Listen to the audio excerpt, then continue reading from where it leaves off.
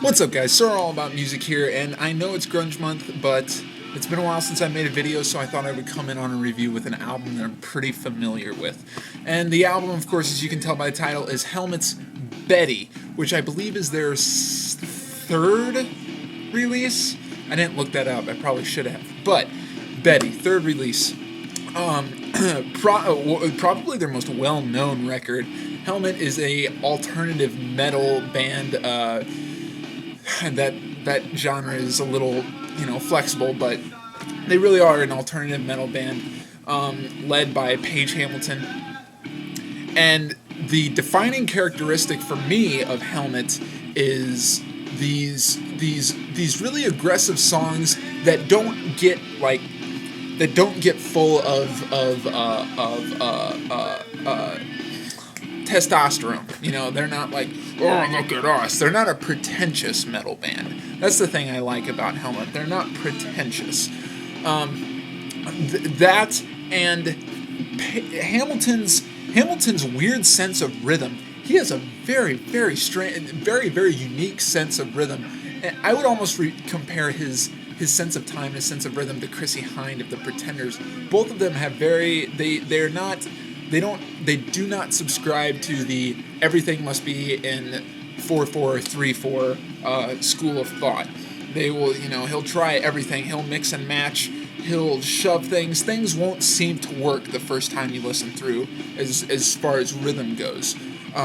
It's spastic almost. The album can be spastic the very first time you listen to it. It's all over the place, but once you get accommodated to the sound and you start to listen really closely to what the band does, it becomes genius. The way they play with time is just simply none other than genius. Just some of the rhythmic shifts that they have, and these stops, and just all these rhythmic devices that Paige Hamilton employs with his songwriting. And of course, Stanier on the drums, John Stanier, who plays for Battles now, and another band I can't remember.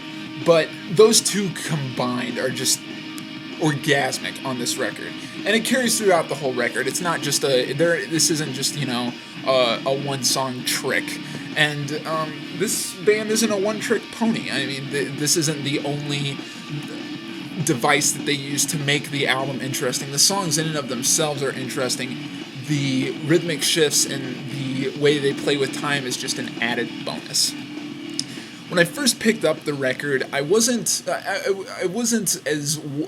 didn't have such a warm attitude towards it as I do now. And one of the big problems that I was getting over were some of the ways that Paige Hamilton sings on some of these tracks. This was before I was into growling vocals, when I used to be into really pussy music all the time,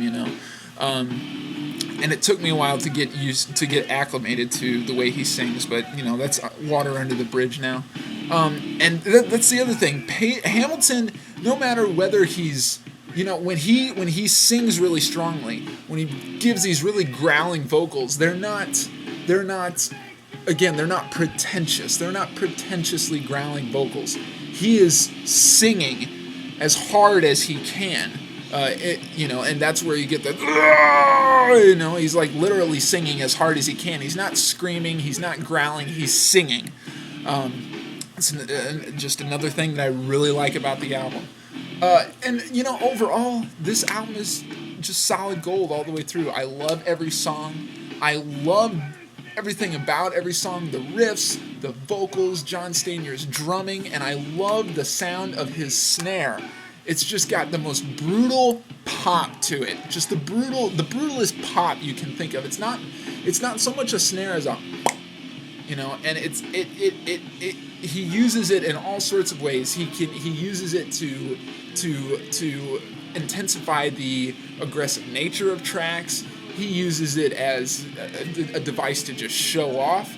He uses it, he does these little rolls with it, and it just sounds like a fucking machine gun going off. I love the sound of the snare, and that is really, in my opinion, one of the defining characteristics of Betty is John Stanier's snare sound. It is beautiful, but enough of that.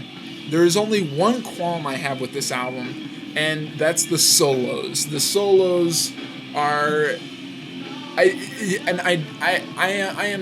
am making an assumption here. I have not looked into this, but the solos sound like Hamilton or just does not know how to solo. There's no real evidence of phrasing. There's no real evidence of playing in key. But the weird thing is that sometimes that whole not fitting into the not fitting into the rhythm and not fitting into the key thing seems to work because these songs are so weird, because a lot of the rhythms are so angular. The solos play into that as far as the abstractness of the music goes.